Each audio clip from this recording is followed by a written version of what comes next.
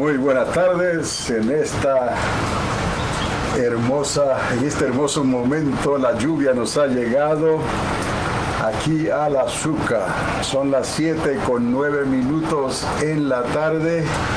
El cielo está nublado. Ustedes pueden ver tal vez la temperatura ha bajado drásticamente a unos casi 60 grados.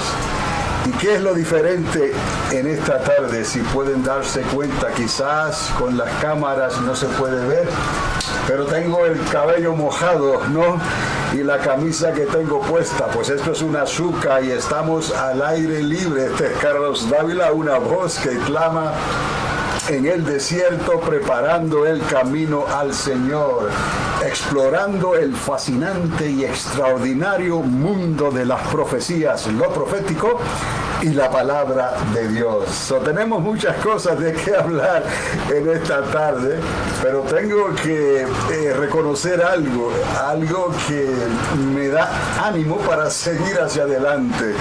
Ánimo porque tengo una Zucca que por todos lados puede entrar el agua y nos ha caído un buen aguacero y todavía está lloviendo afuera porque ya ha comenzado el monsoon season, como le dicen en inglés. Así que a la verdad que estoy ¿cómo se dice? Simplemente impresionado. No, porque a la verdad la laptop que tengo es una pequeña Apple antigua. Le cayó agua. Oiga, y esta Apple es la que está conectada al transmisor de la frecuencia modulada. Y el transmisor está conectado a través de la antena, ¿no? Exteriormente. Y los que entienden algo de esto, lo primero que quería saber es cuando encendí o eché a andar el transmisor de la frecuencia modulada, era lo que llaman el SWR, Standing Wave Ratio, o le llaman también algunos el reflected power. No es lo que va a la antena y luego regresa atrás. Hay que balancear esa carga porque si no es un problema. Se sobrecalienta el transmisor y ahí queda. Pero para sorpresa mía, ahora mismo estoy mirando el reflected power y está en 0. Quiere decir que con toda esta humedad los cables están húmedos, están mojados. O sea, usted ve detrás de mí en estos momentos qué ha pasado aquí con la... A ver. Your connection is unstable. Please wait while we try to reconnect. Bueno, ese es el YouTube. El Facebook está vivo todavía y todo parece estar bien. ¿Qué puede haber ocurrido con el Internet? El Internet del edificio donde estoy trayendo. Y esto es increíble. Iba a decir esto. Si se va la luz, hasta aquí podemos llegar. En estos momentos creo que solamente estamos transmitiendo por la radio, esto sigue en pie, y por el Facebook.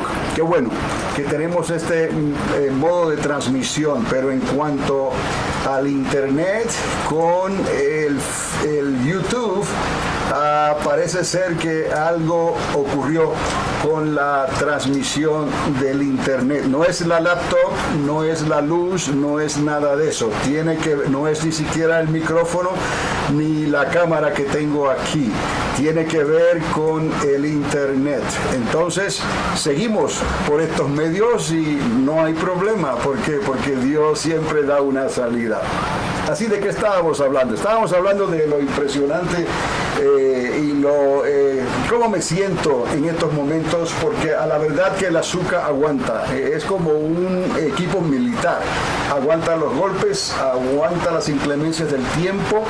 El transmisor está trabajando de maravilla. Hasta el momento el Facebook, esta otra computadora, en fin, las inclemencias del tiempo no nos han detenido, solo me han retrasado un momento, ¿no? Unos 10 minutos minutos más o menos y que tenga que salir de esta manera, ¿no? Pero en fin, esto es un azúcar, esto es equipo militar, así que no importa que el cabello esté mojado, la camisa también, y esté goteando agua por diversos lugares. El cuidado que hay que tener es los enchufes de la electricidad. Si se va la luz es porque el agua hizo un cortocircuito en algún lugar y el breaker tumbó allá en el edificio de donde viene la corriente. Pero, ¿qué estamos hablando hoy? Y déjeme saber a través del Facebook, si pudiera, haría el esfuerzo por reinstalar el sistema del YouTube, pero no puedo, porque no puedo, si atiendo esto, entonces dejo de atender lo que está trabajando, que es el Facebook. Pero en fin, seguimos con el Facebook y luego yo subiré esto entonces en el YouTube más adelante. ¿De qué estamos hablando? Cosas extraordinarias están ocurriendo. Esta mañana hablaba, en realidad conecté con algo que dije anoche, que salí en vivo también desde el Space Center aquí en Alamogordo, Nuevo México. Están haciendo unas tardes espectaculares, un tiempo hermoso, y a la verdad que esta lluvia la necesitamos. No me molesta en lo más absoluto que esté lloviendo, porque necesitamos esta lluvia. La tierra necesita esto aquí en el desierto. Pero estaba hablando de algo que está ocurriendo. Estamos conectando los puntos proféticos desde los tiempos bíblicos en los días de Noé. ¿Por qué Noé es clave? Porque Jesús de Nazaret habló claramente que sería como en los días de Noé. Tenemos que estudiar qué fue lo que pasó en los días de Noé. Y para eso podemos comenzar con el capítulo 6 de Génesis. Hubo una intervención sobrenatural, hubo una intervención angelical, ¿no? Y eso no se nos dice mucho en el libro de Génesis, pero si usted puede conseguirse una copia del libro de Enoch, en el libro de Enoch se dan más detalles de qué fue lo que ocurrió en ese tiempo alrededor del capítulo 6 del libro de Génesis. ¿Por qué? ¿Cuál fue la razón que Dios determinó raer de la faz de la tierra a todo ser humano?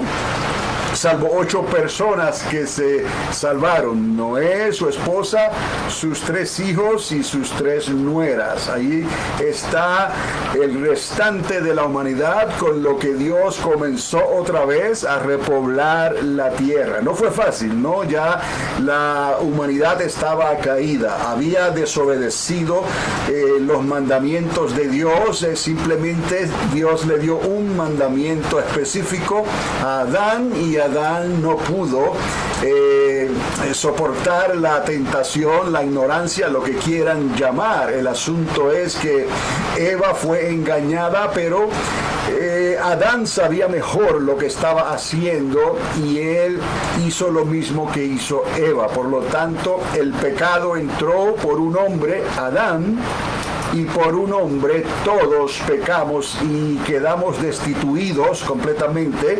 El cordón umbilical que tenía Adán y Eva, que tenían ambos, fue cortado. De igual manera, todas sus generaciones hasta el día de hoy. Hasta que Dios los envió al segundo Adán, ¿no? De una manera sobrenatural, pero utilizando el cuerpo humano de una mujer, una jovencita, que se prestó para lo que Dios quería hacer. Y nos trajo a Jesús de Nazaret, el hijo de Miriam, o sea, María, el Hijo de Dios. Entonces la restauración ya vino a través de Jesús de Nazaret hace 2000 años atrás. Estamos completos en realidad en el plan de Dios de restauración de todas las cosas. Pero Jesús nos dio una advertencia. ¿Por qué era importante esta advertencia? Porque en el segundo caso que Jesús nos da como advertencia, Él dijo, sería como en los días de Noé. Hay que ir a Noé, al capítulo 6, al libro de Génesis, al libro de los principios, ¿no? Y entonces informarnos bien qué fue lo que pasó para que Dios dijera lo que dijo e hiciera lo que hizo.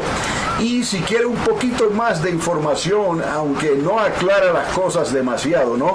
Pero Judas, el medio hermano de Jesús, escribió una corta carta que se encuentra antes del libro de Apocalipsis, antes del libro de Revelación, como le llaman algunos. Esa es la carta de Judas, ¿no? Entonces, él muestra algo como si él estuviese fuera del tiempo, ¿no?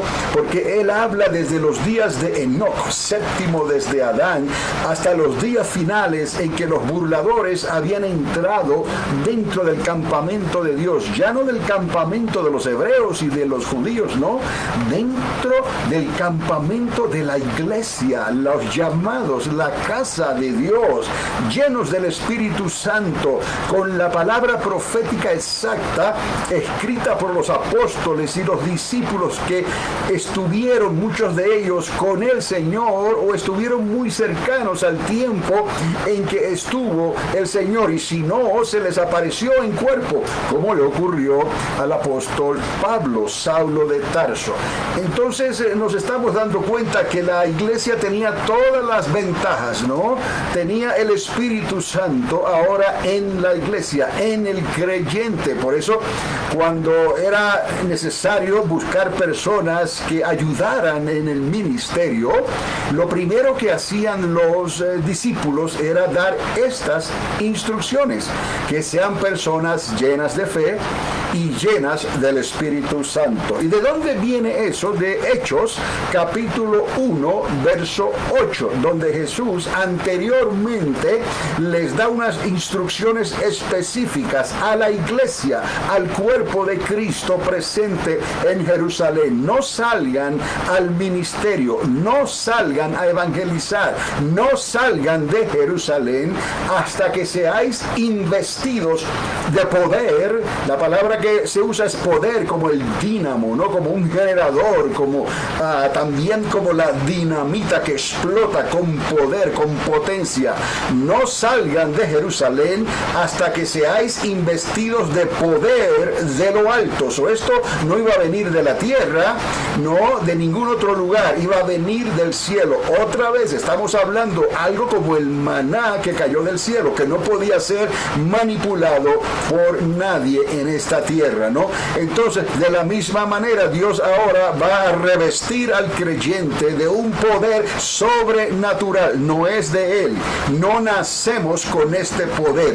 Este poder es como algo que ha sido delegado en nosotros en el bautismo en fuego, cuando Dios nos sella con Espíritu Santo y fuego. Ahora yo sé que algunos quizás están entendiendo mejor la importancia del bautismo en fuego. Déjame saber cómo Dios está tratando contigo por estos medios. A la verdad que no sé cuántas personas están recibiendo este mensaje ahora, que en cierta manera ha sido cortado por la mitad y solamente estoy transmitiendo por el Facebook. Pero si me estás escuchando por el Facebook, envíame un mensaje, una notita, algo, y yo creo que Dios está haciendo esto adrede, como decimos nosotros, para que entendamos la importancia de Hechos 1:8, y recibiréis poder cuando haya venido sobre vosotros el Espíritu Santo, y me seréis entonces testigos, no en Jerusalén, en Samaria, o en Judea, en Samaria, y hasta los confines de la tierra, o sea, por todo el mundo donde estamos hoy. Usted a estas alturas, quizás si ha seguido estas charlas y ha seguido entonces lo que les he estado hablando, y en realidad en este lugar aquí en Alamogordo hace varios años que llevo hablando de estas cosas, pero usted quizás ya está atando los cabos y está viendo algo más claro, porque toda la palabra de Dios, toda ella está conectada como una enredadera invisible, sobrenatural, poderosa, que está ligada al cielo por el Espíritu Santo, y tenemos la claramente la mente de Cristo. Por eso es tan importante, número uno, bajar a las aguas después del arrepentimiento e identificarnos con el bautismo, que representa la muerte y resurrección al bajar a las aguas, y al salir de ella, simbólicamente la muerte y resurrección de nuestro Señor Jesucristo. Y nos identificamos a través del bautismo en agua, nos identificamos con una fe activa que hemos creído en Dios, y luego Dios mismo nos hace saber que necesitamos otro bautismo, y le llamamos a este otro bautismo el bautismo en fuego, donde somos sellados. Aquel bautizador que estaba en el río Jordán, llamado Juan el Bautista, con bautismo de arrepentimiento, él habló claramente y nos dejó saber que Jesús de Nazaret, que vendría después de él, en ese tiempo ya estaban en operación los dos, pero era Jesús quien nos iba a bautizar con Espíritu Santo y fuego, y seríamos sellados por el Espíritu de Dios. Eso es importante, porque esto es lo básico. Estas son las armas de guerra de nuestra milicia. No son carnales, sino que son poderosas en Cristo Jesús, para poder vencer las huestes de maldad que continuarían atacándonos continuamente hasta que Jesús de Nazaret mismo regresara otra vez a esta tierra. Y Jesús nos dejó saber algo: el enemigo estaría lanzándonos dardos de fuego. Recuerde eso, dardos de fuego del maligno, y también lo que se llama el zarandeo del diablo. El Señor les reprenda. Tenemos toda esta información delante de nosotros en la Escritura para todo aquel que crea. No te he dicho que si creyeres verás la gloria de Dios. Es lo que Dios le decía a las hermanas que le seguían en aquellos días en que Él hacía prodigios, señales, cosas imposibles, y aún así era difícil para ellas y para los discípulos también creer el poder y creer la manifestación directa del Espíritu de Dios. Mas sin embargo, ángeles se habían manifestado, o no había mucho problema con la manifestación angelical, ¿no? Era más bien aceptada. Pero cuando Jesús comienza a hacer todo tipo de milagro, a echar fuera demonios, a decirle a la tempestad, cálmate, se haga bonanza en medio de una tormenta, esas cosas eran demasiado poderosas para ellos entenderla. Cuando resucitó a Lázaro de entre los muertos, era algo extraordinario. Pero ese es Dios, ese es Jesús, ese es el Hijo de Dios, el que viene otra vez a esta tierra.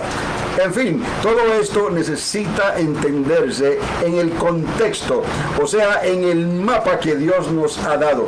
Tenemos que ir hasta los días de Noé, tenemos que ir hasta los días de Lot, porque a Lot le ocurre algo que no se esperaba, ¿no? Las instrucciones que los ángeles le dan a Lot, porque sería como en los días de Lot, también el sobrino de Abraham.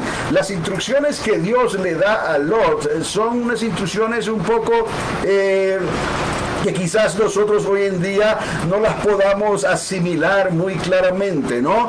Porque les dijo, tienen que salir, y aún así Lot hace como que hace negocio con los ángeles a donde él puede escapar, y los ángeles escucharon y le dieron un lugar que él pidió, una pequeña ciudad que creo que se llama Zoar, si no me equivoco, y lo dejó ir a esa ciudad. Al fin y al cabo, él dejó esa ciudad tan pronto pudo y se fue y se escondieron en una cueva, y conocemos la historia después de lo que ocurrió. Pero esto es lo que les quiero decir. El ángel le dice, salgan de Sodoma y Gomorra. Era una planicie allá cercano a donde está el mar muerto. Los que han estado en Israel, los que han estado en el Monte Carmelo, pueden ver una planicie extensa, un valle extenso, muy cerca a donde operaba el profeta Elías, ¿no? Y por donde también andaba Eliseo. En ese Monte Carmelo, de ahí se puede ver un valle extenso extenso. Ese valle se llama el Valle de Jezreel, que viene a ser el lugar donde Jesús de Nazaret eventualmente va a reunir a todas las naciones de la tierra, y ahí será el último conflicto, el conflicto final que conocemos como Armagedón.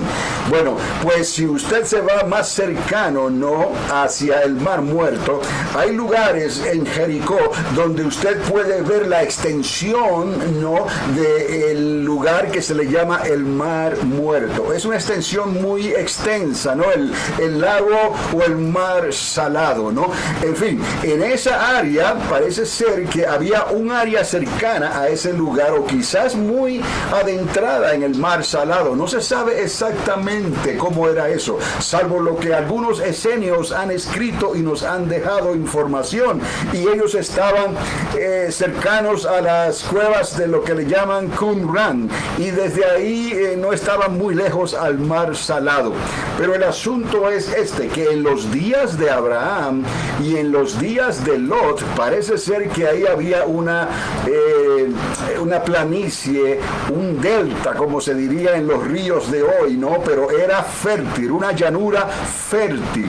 Entonces, en ese lugar estaban esas ciudades. Habían unas 4 o 5 ciudades en la planicie. 2 de ellas, Sodoma y Gomorra, son el centro de esta historia.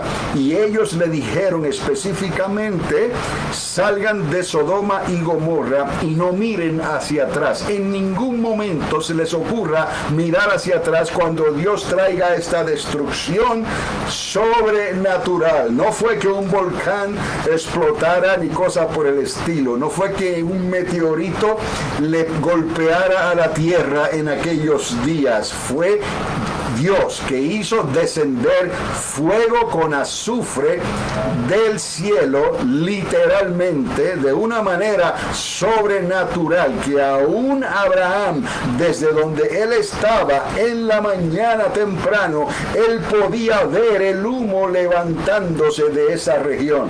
Pero ¿qué fue lo que le dijo o lo que le dijeron los ángeles? No miren hacia atrás. Era asunto de obediencia nada más. Es como lo que le dijo Dios a Adán: podéis comer del fruto de todos los árboles que hay en el huerto. Uno de esos árboles era el árbol de la vida. Eventualmente Adán y Eva iban a comer del fruto del árbol de la vida, y ahí estaba la eternidad como Dios la tenía preparada. No, pero ¿qué hizo Adán? Porque Dios le dijo: excepto, Adán, de este árbol que está en el centro del huerto, de él no comas este fruto. Era el fruto del conocimiento del bien y del mal. Bueno, pues sabemos la historia. A partir de ahí era una obediencia muy sencilla, ¿no? En la inocencia de Eva y en la inocencia, pudiéramos decir, de Adán. Pues en estos momentos ahora los ángeles les están diciendo a los que iban a salir de Sodoma y Gomorra: no miren hacia atrás. Parece ser que había negocios importantes, porque la mujer de Lot, creyente, una mujer que tenía la salvación, una mujer que tenía la salida, el escape, la ruta de lo que tenía que hacer, precisamente hace lo que se le dijo claramente que no hiciese. Tan pronto ella mira hacia atrás, pereció. Entonces la Biblia habla de que se convirtió en una estatua de sal, minerales. En todo ese lugar todo se llenó de minerales, el agua, todo se llenó de sal, todo se echó a perder. Pero en fin, pudieron escapar 3 personas de 4 que Dios les dio la salida. Como en los días de Noé salieron 8 personas, en los días de Lot salieron 4, pero una pereció. Entonces nosotros hoy vamos a ver lo que está ocurriendo, porque Jesús dijo que sería como en los días de Noé, sería como en los días de Lot. Cuando no estaban esperando que esto ocurriera de momento, y menos así de repente, ocurrió. Eso es lo que Jesús dice: caerá como un lazo. como diríamos nosotros, quizás históricamente esto se pueda, ¿cómo se dice? Se pudiera comparar con lo que pasó con la destrucción causada por el Vesubio, ¿no? En la ciudad, en el Imperio Romano, ¿no? Unos 10 años después que el templo de Jerusalén fue arrasado por los romanos, el Vesubio tuvo una erupción extraordinaria, ¿no? Y entonces vino una muerte repentina, y hoy en día todavía están sacando los cadáveres que estaban ahí en ese momento, y ellos confirman que fue una muerte instantánea, no tuvieron tiempo ni para respirar. La explosión ocurrió y de momento la fuerza fue tan grande, el calor, la temperatura se elevó, todo lo que cayó de momento sobre esa ciudad romana, y quedó todo destruido. Es algo que podemos comparar quizás un poco para tener una idea de lo que ocurrió en las ciudades de Sodoma y Gomorra. Pero ¿cuál es el punto de todo esto? Porque Jesús nos está hablando en otra línea. Jesús nos está hablando de un reino que Él mismo iba a establecer en esta tierra. Jesús está hablando de una restauración futura para todo Israel, porque en aquel entonces, 2000 años atrás, Israel no le creyó a Jesús el Nazareno. Entonces, debido a las promesas que ya Dios le había dado a Abraham, entonces ese asunto no quedó terminado. Entonces todavía Jesús tendría que trabajar con Jacob, porque otros profetas hablaron y dijeron que los hebreos, los israelitas, Jacob, llegaría un momento en que mirarían al que traspasaron y creerían. Y luego el apóstol Pablo, ya bajo la unción del Espíritu Santo, escribe y dice: todo Israel será salvo. Y luego escribe algo extraordinario en el libro a los romanos, en la carta a los romanos. Luego usted léalo con calma, el capítulo 11, lea el capítulo 11 y usted va a ver aquí cómo trabaja Dios con este asunto de Israel y de la iglesia, para aquellos que se creen que la iglesia sustituye a Israel y que ya Dios no tiene nada que ver con Israel ni con el Antiguo Testamento, lejos de la verdad. El reino milenial, el primer reino, es para los judíos, no es para la iglesia, no es todavía. Estamos invitados a entrar a ese primer reino con cuerpos glorificados, pero es una invitación que tenemos nosotros que aceptarla, porque hemos creído, hemos venido delante del Señor y le hemos dicho: queremos bajar a las aguas, pero queremos también ser bautizados con Espíritu Santo y fuego. Ese es el sello, esa es la marca, porque solamente los que tengan lámpara, dice el Señor, y tengan vasijas llenas de aceite, lámpara y aceite, ¿no? La palabra vivificante y la unción del Espíritu Santo, esas dos cosas nos cualifican para entrar al primer reino. Pero déjeme advertir algo, o mejor dicho, decir algo en esta conversación que estamos teniendo aquí por estos medios. Dios me les bendiga ricamente, pero escuche bien, no estoy hablando de personas que son creyentes, no, de personas que mueren en la fe como creyentes. Estamos hablando de personas que estamos viviendo en este tiempo que nos ha tocado vivir, donde necesitamos la unción del Espíritu Santo para poder seguir hacia adelante. Es o son aquellos que dijo el apóstol Pablo: los que vivimos, los que hayamos quedado, que estemos en Cristo Jesús. Yo quiero que usted subraye este en Cristo Jesús, para que también subraye lo que dijo el mismo Pablo de aquellos que habían muerto antes, ¿no? Que ellos estaban preocupados qué pasaría con ellos. Bueno, los que murieron en Cristo Jesús, ellos resucitarán primero, y luego nosotros, los que vivimos en Cristo Jesús, seremos transformados. Eso es lo que se llama el arrebatamiento de los creyentes, o el rapto. Entonces, amados, ese no es el final de todo. Eso va a ocurrir posiblemente en esa media hora de silencio que hablan los profetas y que se habla en el libro de Apocalipsis. En esa mitad de esa semana 70, nadie sabe el día ni la hora, pero sabemos que habrá una semana de 7 años y que esa semana está dividida en dos mitades iguales, más o menos, ¿no? Está será dividida con un ministerio de 42 meses para los dos ungidos profetas, mensajeros que Dios va a enviar a Israel cuando el templo sea reedificado otra vez, el tercer templo. Bueno, tenemos ahí una señal. Cuando esos dos mensajeros comiencen a manifestarse en la tierra, ¿no? Sabremos entonces que hemos entrado en la semana 70 y que ya los días están siendo contados. 42 meses para que Israel vuelva otra vez a hacer las cosas como hacía antes en el templo, y con esos dos mensajeros ungidos, ¿no? Que estarán entonces ministrando a Israel y a nosotros que estaremos aquí en la tierra, probablemente porque no hay razón todavía para que seamos quitados de en medio, porque no es la grande tribulación. El día de angustia de Jacob va a comenzar cuando la serpiente antigua sea lanzada a esta tierra con sus ángeles que se rebelaron contra Dios, y entonces la serpiente antigua con el anticristo y el falso profeta, esos tres establecerán un nuevo orden global que atraerá a todas las naciones de la tierra buscando una solución a lo que está pasando, porque ciertamente las potencias de los cielos serán conmovidas durante ese tiempo. Estos dos profetas, estos dos ungidos, tendrán la unción y el poder de Dios para hacer como ellos prácticamente quieran. ¿Se acordarán ustedes de los días entonces cuando Dios sacó al pueblo de Egipto, ¿no?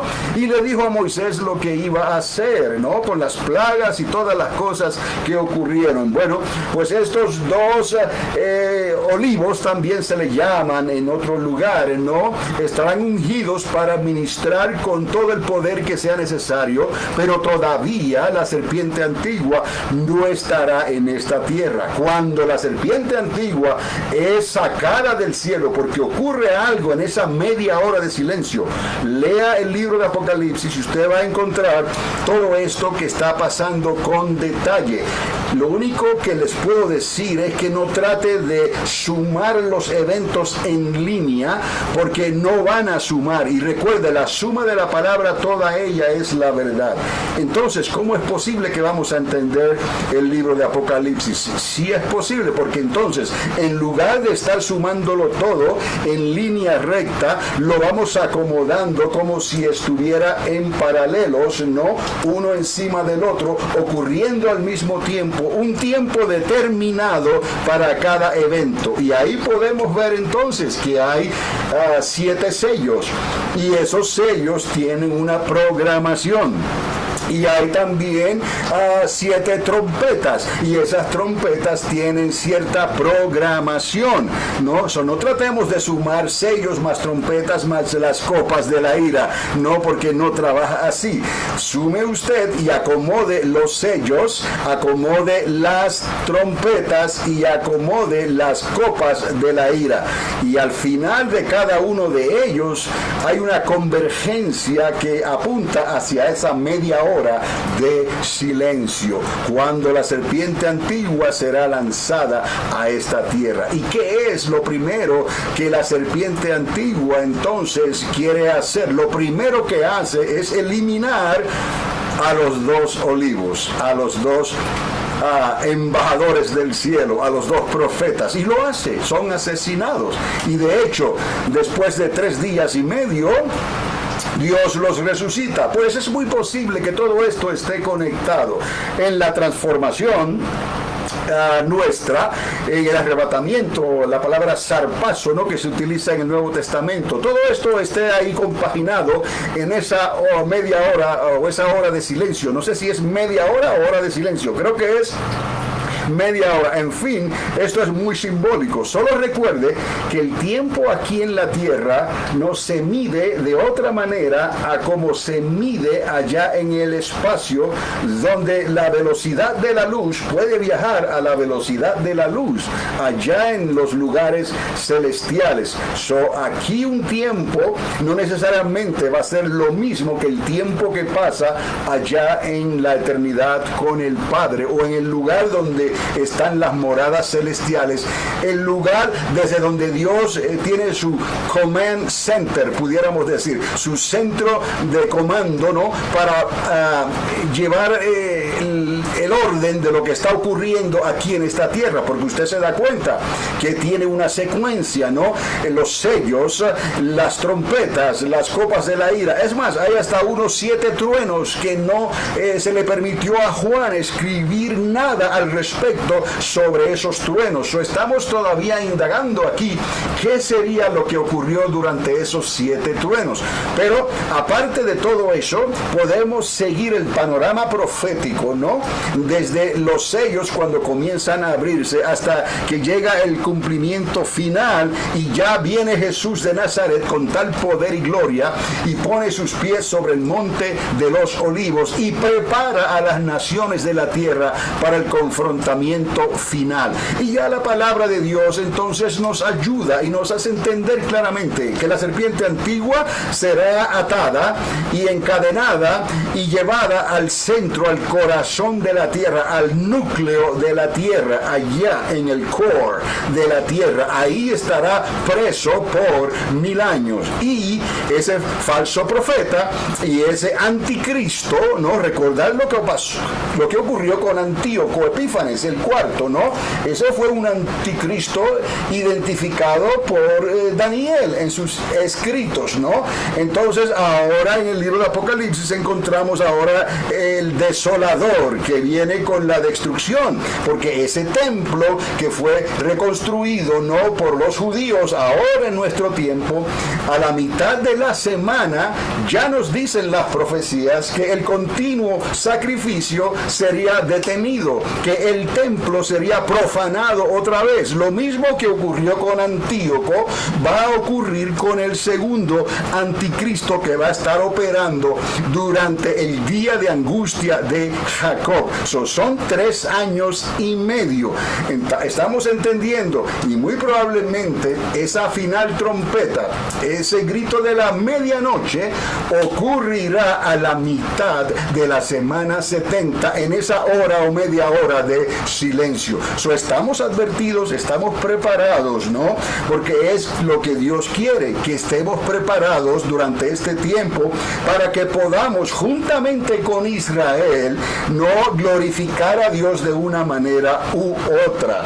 Ellos a la manera que ellos lo hacían antes con su templo y todo lo que van a hacer, pero tendrán 2 profetas ungidos que van a mantener el balance, no el balance de las profecías y de lo que Dios va a hacer, porque eventualmente tendrán que mirar al que traspasaron. ¿Cuándo va a ocurrir esto? No va a ocurrir a la mitad de la semana, va a ocurrir al final de la semana. ¿Qué es lo que va a ocurrir a la mitad de la semana? Lo segundo que el dragón quiere hacer es destruir a Israel. Lo que están hablando el gobierno iranés, lo que están hablando los gobiernos que detestan a Israel, quisieran que Israel dejara de existir. Bueno, eso es imposible, ¿no? Ya Dios dio promesas. El asunto es que lo segundo que el dragón, la serpiente antigua, quiere hacer es buscar a Israel y destruirlos completamente. Usted se va a encontrar con unos 144,000 escogidos por parte de Dios para llevar el evangelio por toda la tierra. Esos 144 escogidos, ¿no? Están marcados por Dios para que nadie los pueda destruir, pero no se dice nada de qué es lo que va a pasar al final. Solo se dice que ellos estaban con los que estaban con vestiduras blancas delante del Cordero. Es muy posible que esos 144,000 sean los que son de Cristo y que perecieron porque el dragón y la serpiente antigua vinieron decididamente a destruir todo lo que fuera de Dios en esta tierra. Pero ¿qué hace Dios? Dios, en lugar de permitirle entonces al dragón y a la serpiente antigua que destruya digamos, la heredad de Abraham, la heredad de Jacob, Jacob, ¿no?, que destruya al pueblo judío, los esconde en algún lugar de la tierra. La misma tierra se abre y los ayuda. La misma tierra se abre y traga todos los ataques que la serpiente antigua le lanza a Israel. Dios usa la tierra para proteger a Israel y los deja ahí en un lugar escondido. Algunos piensan que en el desierto, por allá en el área de Petra, los que hemos estado en Petra vemos que es un desierto extenso y desolador, pero ahí hay mucha tierra de recorrer, ¿no? Y para Dios no hay nada imposible. Si fue en el desierto, si fue al otro lado del Jordán, si fue para el área de Petra, el asunto es que Dios resguardó a Jacob por 42 meses. O tenemos 42 meses para que se restablezca otra vez lo que los judíos hacían en el templo durante esos 42 meses con los dos olivos, los dos profetas, y luego 42 meses más donde la serpiente antigua estará aquí en esta tierra con el anticristo y el falso profeta. Pero Jacob no puede estar aquí en la tierra a simple vista porque la serpiente antigua lo quiere destruir. So, ¿qué hace Dios durante esa segunda mitad? Los esconde. Y a la verdad que Jacob no sabe lo que está pasando allá afuera. Si están en cuevas escondidos, imagínese usted cómo estarán ellos sabiendo lo que pueda estar ocurriendo en la tierra durante esos 3 años y medio. Y tal vez por eso Dios le llama el día de angustia de Jacob. Pero ¿qué va a pasar cuando venga el león de la tribu de Judá con tal fuerza y poder sobre el monte de los olivos? La tierra misma lo sabrá. De alguna manera temblará la tierra como borracho, vacilará como una choza golpeada por el viento, porque pesa sobre toda la humanidad el pecado que está sobre ella. No el pecado de la tierra, el pecado de la humanidad, nuestros pecados, ¿no?, que Jesús de Nazaret los cargó sobre sus hombros. Es como si Jesús ahora, no simbólicamente, ese mismo peso que vino sobre sus hombros, lo descarga sobre el planeta Tierra y hace que la Tierra tiemble como un ebrio. Entonces, amados, ahora sí podemos entender, ¿no?, que todo el mundo se detiene. ¿Qué es lo que está pasando? Como relámpago, dice, del oriente al occidente, como un rayo, como un relámpago, todo ojo le verá. Ahora no viene como ladrón escondido. Por eso me refiero a la hora de silencio, a la media hora de silencio, a la mitad de la tribulación, a la mitad de esa última semana, ¿no?, que Jesús viene como ladrón en la noche, ¿no? Viene y sigilosamente, y solo aquellos que tenían lámpara y aceite pudieron escuchar que algo extraordinario estaba ocurriendo, y estando en pie vivos seremos transformados en un abrir y cerrar de ojos. Los muertos que estaban descansando, ¿no?, esos en el espíritu vienen a recoger los huesos, si pudiéramos decir eso, ¿no? No crea, porque no sabemos exactamente cómo Dios va a hacer este milagro, porque hay personas que no fueron enterradas con sus huesos, sino que fueron cremadas. Pero para Dios no hay nada imposible. Dios hace del polvo, hace una nueva creación. Así que esos que murieron en Cristo Jesús, ellos resucitarán primero y nosotros seremos transformados en vida, ¿no? Pero eso ocurrirá en un momento específico que nadie puede decir el día ni la hora. Solo hablamos de un tiempo, de una semana específica de 7 años. Esa es la última semana que queda por cumplirse. Entonces estamos entendiendo cómo todo esto se está desarrollando, y no es tan difícil en el sentido de interpretación. Simplemente recuerde esta fórmula básica, ¿no?, que hemos hablado. La suma de su palabra, toda ella es la verdad. Acomodamos lo que ocurrió en Génesis, acomodamos lo que ocurrió en las ciudades de la planicie, en Sodoma y Gomorra, y entonces tenemos una idea mejor de qué es lo que va a pasar, porque Jesús añade algo más en su conversación, dándonos detalles importantísimos, ¿no?, de su segunda venida. Él nos dijo también, ¿no?, aprended de la higuera. ¿Quién es la higuera?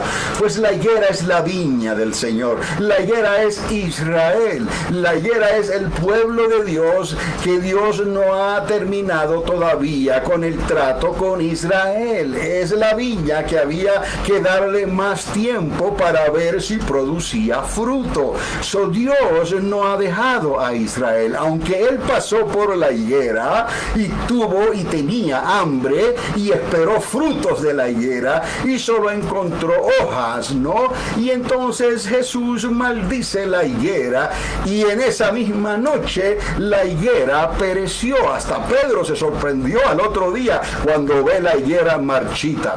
Veamos que Israel es tipo de higuera, es tipo de viña, pero también esa higuera, esa viña va a ser restaurada. ¿Por qué lo sabemos? Porque ya Dios lo dijo.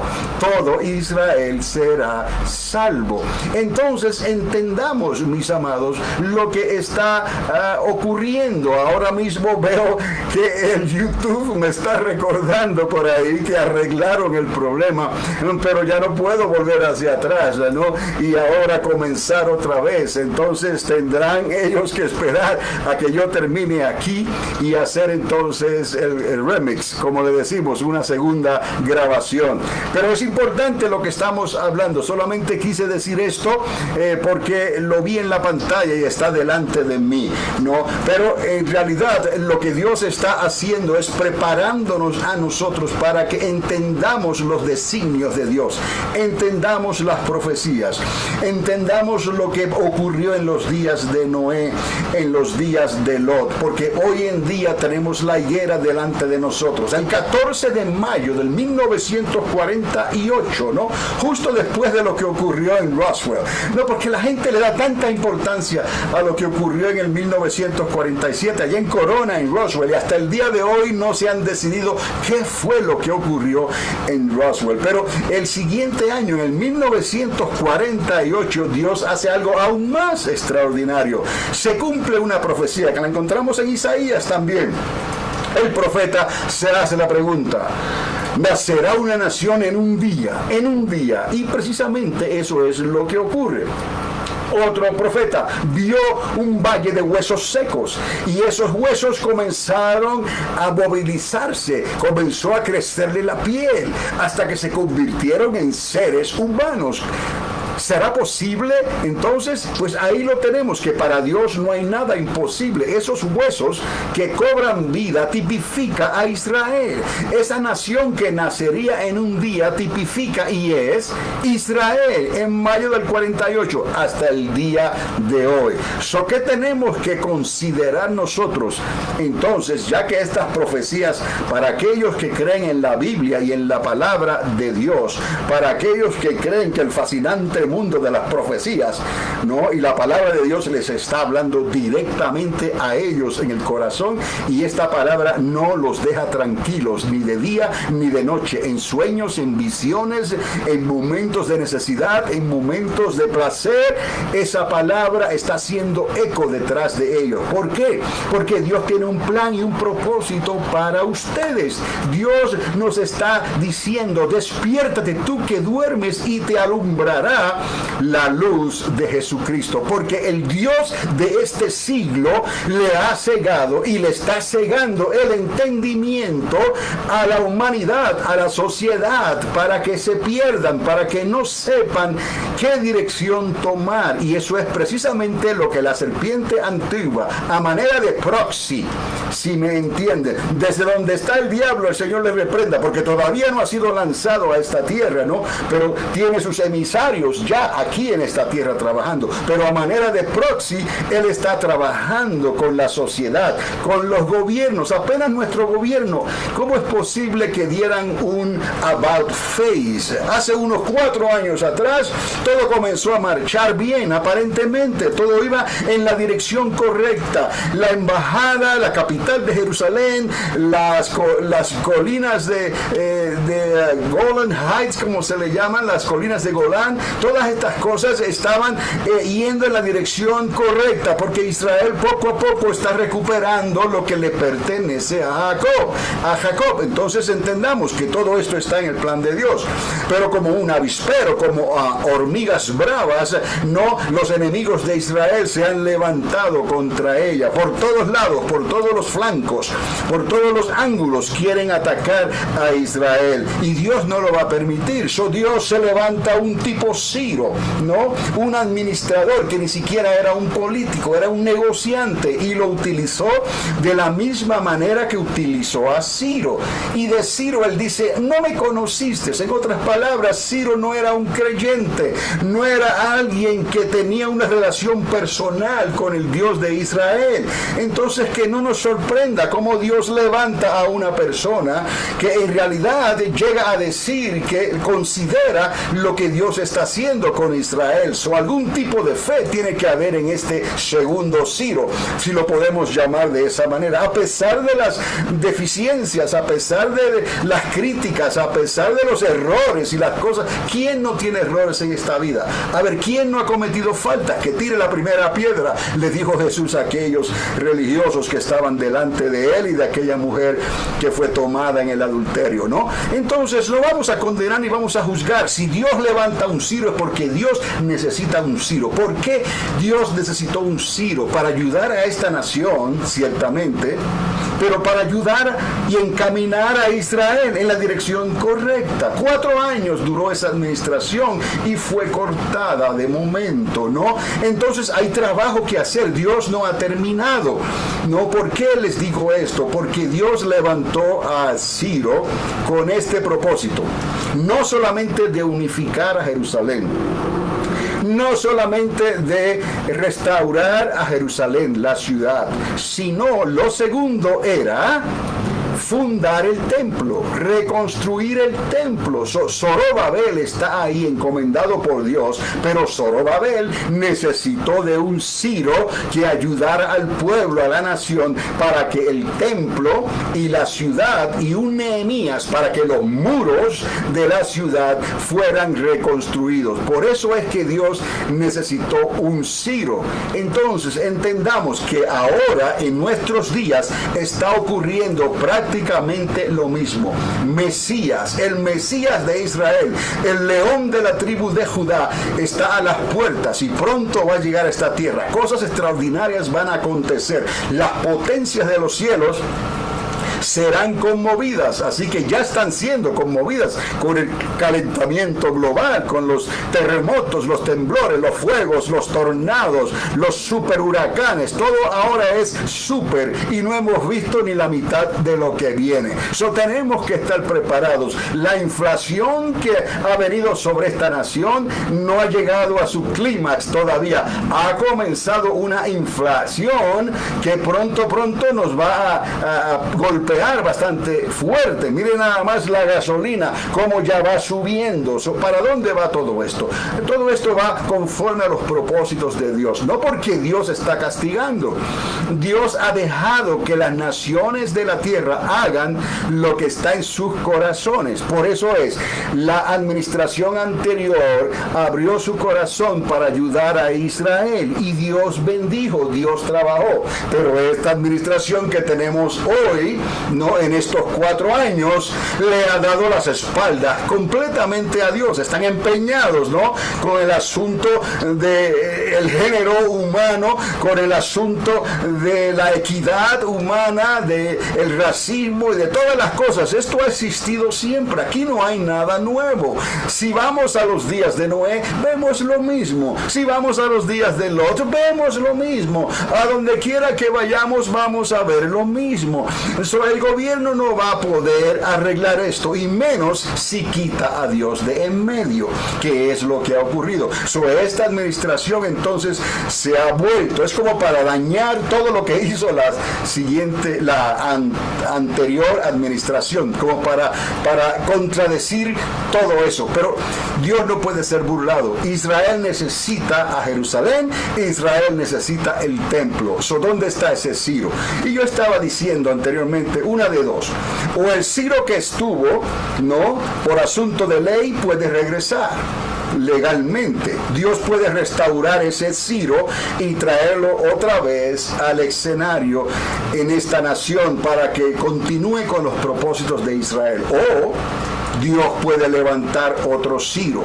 Sea de una forma u otra, Dios va a levantar a otro Ciro en esta nación que ya Dios escogió y que en estos momentos esta nación no es digna de ser llamada la nación más poderosa y bendecida de la tierra, porque abiertamente ha abrazado la abominación. Es lo que está en sus mentes y en sus corazones. Es una abominación. Pero a Dios le puede placer, y yo pienso que le va a placer, porque ha escogido a esta nación, Estados Unidos de Norteamérica, la ha escogido como punta de lanza, ¿no? Para apuntar hacia Israel como la esperanza, ¿no? De lo que Dios va a hacer en esta tierra, en un último esfuerzo de salvar a las naciones de la tierra. Todo aquel que quiera creer, todavía puede creer.